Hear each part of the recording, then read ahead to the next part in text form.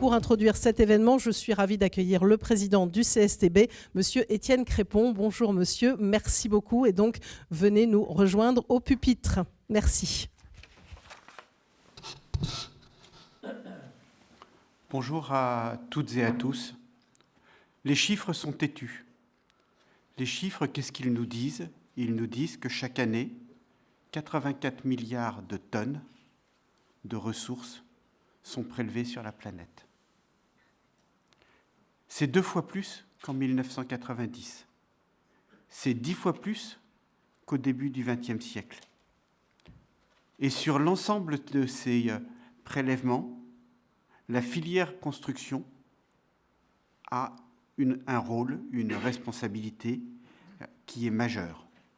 50% de l'extraction de ressources sur la planète a pour destination le secteur de la construction et de l'aménagement.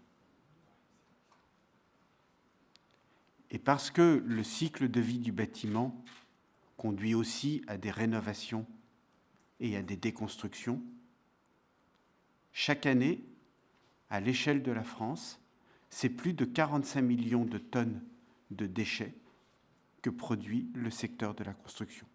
C'est 1,5 fois ce que l'ensemble de la population produit en déchets ménagers. Je le redis, les chiffres sont têtus. Et ce qui est à peu près évident, l'évidence que toutes et tous nous partageons, c'est que nous ne pourrons pas continuer durablement comme cela. Nous devrons changer, nous devrons évoluer. Et lorsque j'en parle avec les industriels avec qui nous travaillons, toutes et tous en sont parfaitement conscients. Toutes et tous ont commencé à revoir leur processus de production, la conception de leurs produits, pour réduire tant leur ponction sur les ressources que la mise en décharge de leurs produits lorsqu'ils sont en fin de vie. Mais on le sait aussi, face à un enjeu de ce type-là, le risque de greenwashing, le risque de publicité mensongère est réel.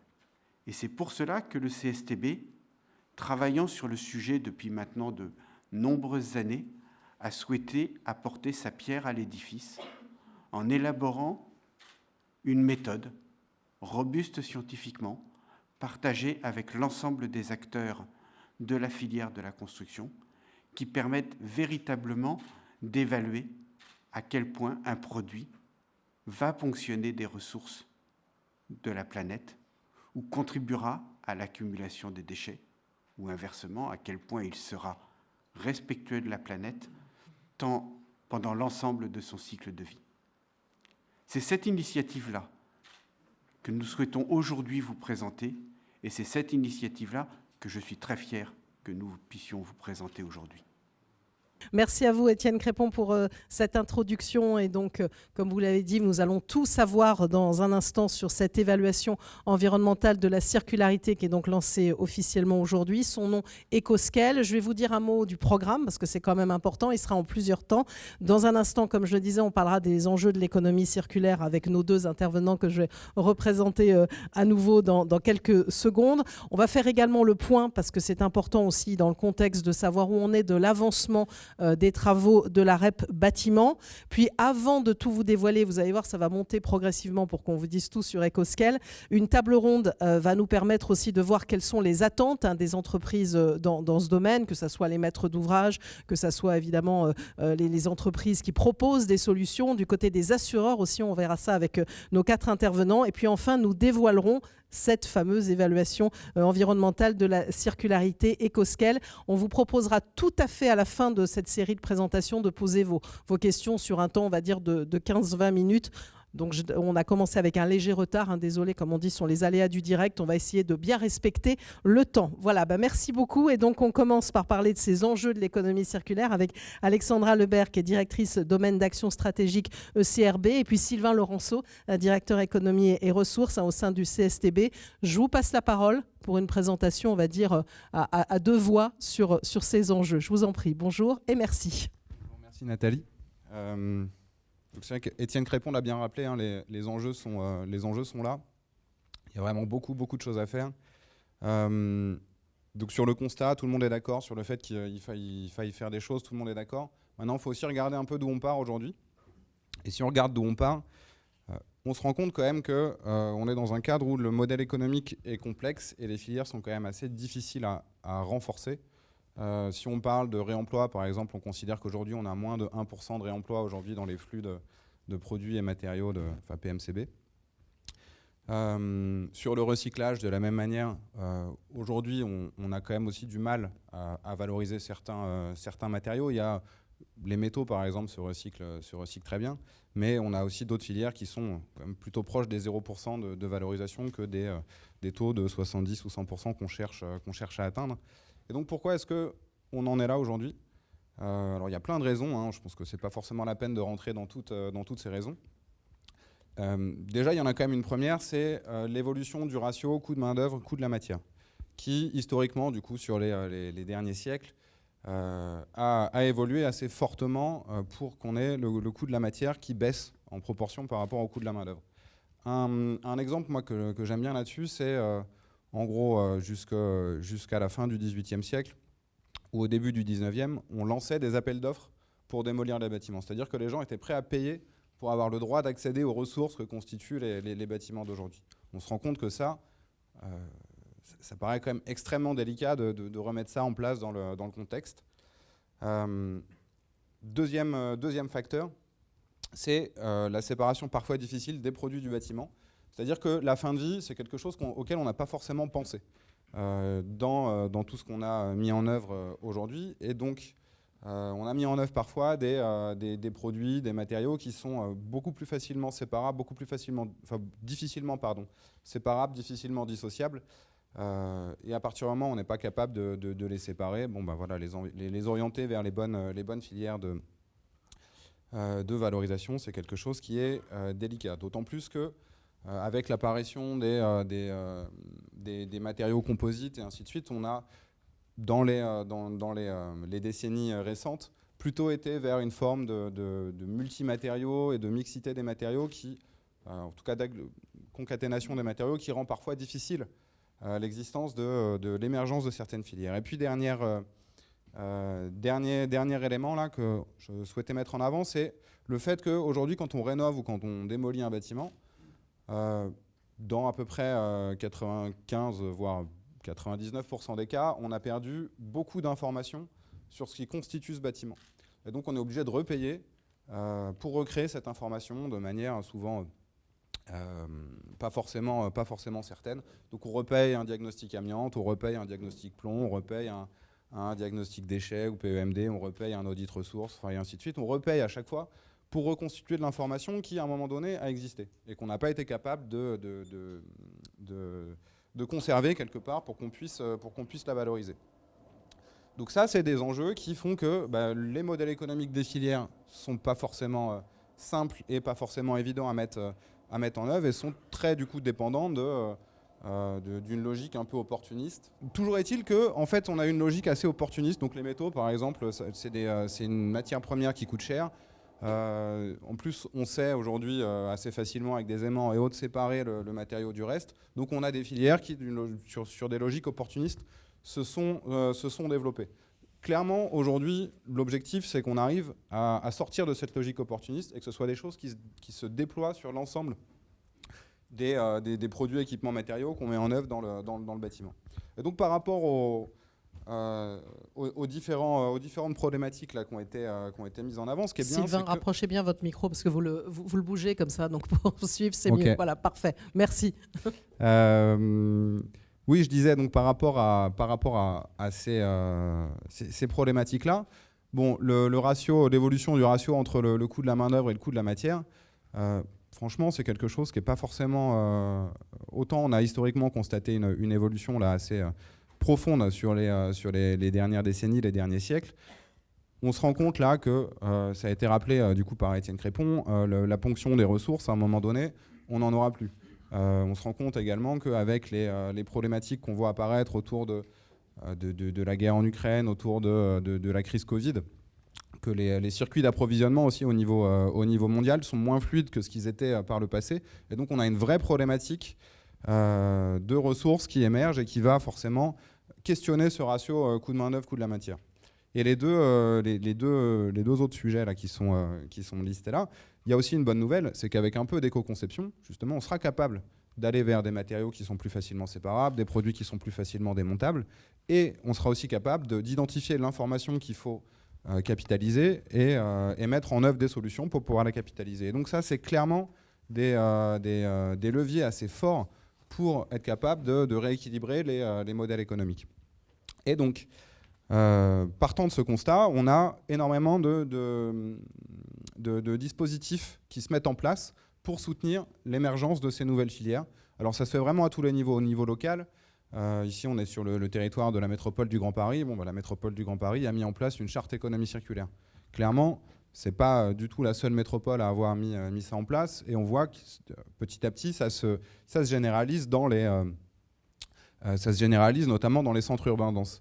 Au niveau national, il y a la filière REP, je pense qu'on va en parler dans pas longtemps, mais qui va quand même avoir pour mission de structurer, renforcer justement ces différentes filières, couplées aussi au diagnostic PEMD qui va permettre de remettre à sa place le diagnostic, puisque un bon diagnostic, c'est quand même le point de départ d'une bonne stratégie de valorisation. Donc avec le diagnostic PEMD, on pourra redonner toutes ces lettres de noblesse au diagnostic.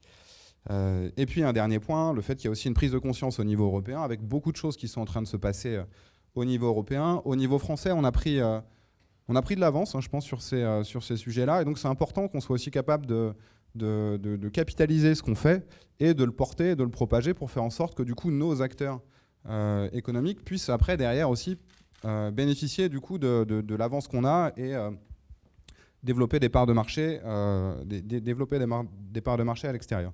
Donc voilà, on fait face vraiment à on part d'assez loin, je pense. On a beaucoup de choses à faire, et il y a pas mal d'enjeux différents. Donc c'est pour ça qu'on a aussi besoin d'une réponse systémique et donc de solutions, d'un positionnement assez complet du CSTB sur ces sujets. Il y a 2 ans, le CSTB a mis en place un domaine d'action stratégique pour accompagner justement les sujets économie circulaire et ressources pour le bâtiment. Ce domaine, aujourd'hui, il concourt à 2 objectifs. Le premier, on l'a explicité ce matin, c'est vraiment la pérennité d'usage des matières pour la filière bâtiment. Parce que pour pouvoir rénover, pour pouvoir entretenir nos bâtiments, pour pouvoir construire, nous allons avoir besoin encore et toujours de matières. Et pour ça, il nous faut des matières à coûts environnementaux et coûts économiques raisonnables. Ça, c'est vraiment le premier enjeu pour nous dans ce domaine d'action stratégique. Le deuxième, c'est évidemment le fait de faire diminuer de manière drastique toutes les pressions sur l'environnement. Or, extraire des matériaux, fabriquer des produits et matériaux de construction, gérer la fin de vie, on le sait, ça apporte des impacts environnementaux considérables. Donc ce domaine d'action stratégique recherche, il est sur ces 2 objectifs-là. On retient pour nous 2 défis. Le premier, c'est la massification des pratiques autour de l'économie circulaire, quelle qu'elle soit. Ça part de la frugalité à l'éco-conception, ça va jusqu'au réemploi, le recyclage, etc. L'idée, c'est de faire en sorte que toutes ces pratiques puissent vraiment se massifier dans le domaine. Et pour nous, ça veut dire qu'il faut ouvrir tous les chantiers en même temps. Ceux qui sont liés aux verrous scientifiques et techniques, mais également les verrous liés aux aspects sanitaires qu'il nous faudra traiter, et également les sujets économiques et assurantiels. Ça, c'est nos 2 défis. Par rapport à ça, on prend plusieurs engagements. Le premier, c'est évidemment de créer de la connaissance qui soit opérationnelle, qui soit adaptée aux acteurs, partagée et adaptée également au territoire, autour de la connaissance des flux actuels, futurs, autour des modèles économiques qui fonctionnent, autour des gisements, des déchets. Donc ça, c'est vraiment premier engagement pour nous. Le deuxième, ça va être de renforcer nos connaissances sur les performances dans le temps. Donc c'est la réouverture du chantier sur la durée de vie des produits. Notre troisième, c'est, on le sait, l'économie circulaire, c'est potentiellement une source d'emplois localisés, et sur lesquels il va falloir accompagner la montée en compétences pour réemployer, déconstruire, remettre les produits dans le circuit. Nous avons besoin de nouvelles compétences, et donc c'est vraiment un enjeu pour nous de les accompagner. Et le dernier engagement pour nous, et c'est celui qui nous rassemble aujourd'hui, c'est d'apporter des métriques. Parce que là, nous avons une intime conviction, c'est que pour s'améliorer, nous avons besoin d'indicateurs. Nous avons besoin d'indicateurs pour nous challenger, nous avons besoin d'indicateurs pour nous améliorer, nous avons besoin d'indicateurs pour évoluer, et donc pour valoriser aussi les performances et les efforts accomplis par les acteurs. Autour de l'économie circulaire, nous avons mis en place 3 projets de recherche. Ces 3 projets de recherche sont réalisés au CSTB, toujours en partenariat avec un ensemble d'acteurs, et permettent de rassembler des compétences très diverses. Ça va des gens qui font de l'économie, de l'analyse de données, des gens qui travaillent sur les impacts environnementaux, des gens qui travaillent sur les impacts sanitaires, des gens qui travaillent sur... je vais en oublier, mais voilà, l'idée c'est d'avoir des domaines qui sont extrêmement transverses. 3 projets donc. Le premier autour de l'économie et la conception circulaire. L'idée donc d'apporter de la connaissance sur les flux à l'échelle des territoires, d'apporter des retours d'expérience sur les modèles économiques, de proposer des cadres pour réfléchir la conception circulaire avec une teneur qui est autour de la ressource, et puis réfléchir bien sûr tout ce qui est valorisation du parc existant autour du démantèlement des produits, le désassemblage et leur remise en circuit. Le deuxième chantier, je vous l'ai dit, c'est de relancer une connaissance plus approfondie autour de la durée de vie et les performances dans le temps. Nous allons avoir de nouveaux produits, nouvelles formulations, dans un contexte climatique qui change, et donc avec une évolution des caractéristiques. Et nous avons besoin de la connaissance de cette caractéristique dans le temps pour pouvoir assurer un meilleur recyclage, un meilleur réemploi de ces produits-là. Et le troisième projet est autour de la gestion des eaux. Bon, sujet actuel, vous avez peut-être lu le plan gouvernemental sur les 53 mesures, donc ce sont les sujets qu'on retrouve dans ce domaine. On va retrouver les sujets d'une meilleure connaissance actualisée des consommations d'eau et donc de l'empreinte eau du bâtiment sur les différents produits et matériaux de construction, mais également évidemment sur le bâtiment dans son usage.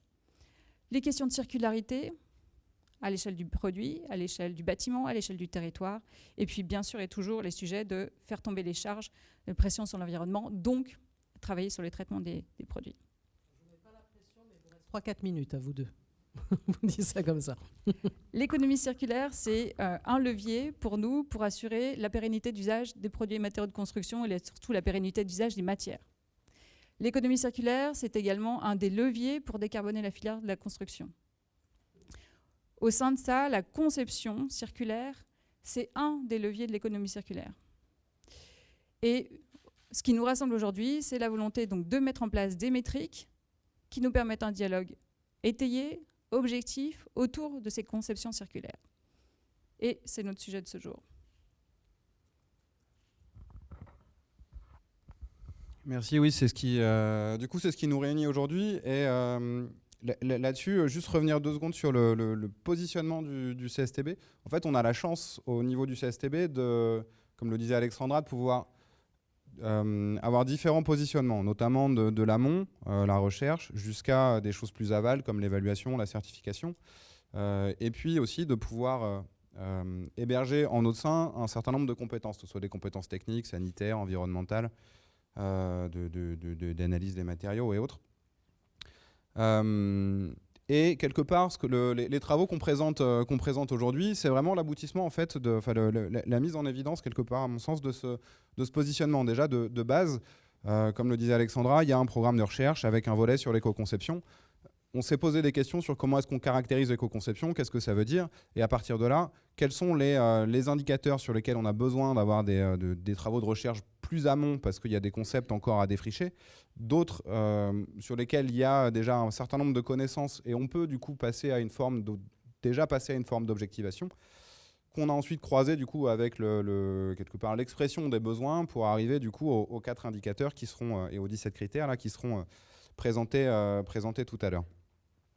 Mais on a vraiment un des aboutissements des actions de recherche et qui fait que quand on parle de circularité, on parle de performance technique, de durabilité, de séparabilité des matériaux, de capitalisation dans le temps, de performance sanitaire, enfin d'innocuité sanitaire en tout cas. Donc on couvre un certain nombre de champs très différents et c'est ce qu'on a pu aussi réunir au sein du CSTB pour avoir cette vraie approche multicritère justement et qui couvre derrière l'ensemble du cycle de vie avec la volonté d'être le plus robuste et le plus scientifiquement basé, le plus basé sur la science, parce qu'on est sur un sujet sur lequel il y a de plus en plus d'appétence, de plus en plus de positionnement, et donc il y a un vrai risque de greenwashing et donc un vrai besoin de pouvoir objectiver de manière fiable et crédible pour ensuite optimiser les choix au stade de la conception. Donc, merci à vous d'être tous présents aujourd'hui pour la suite des travaux. Merci beaucoup. C'est pas simple. On peut vous applaudir parce que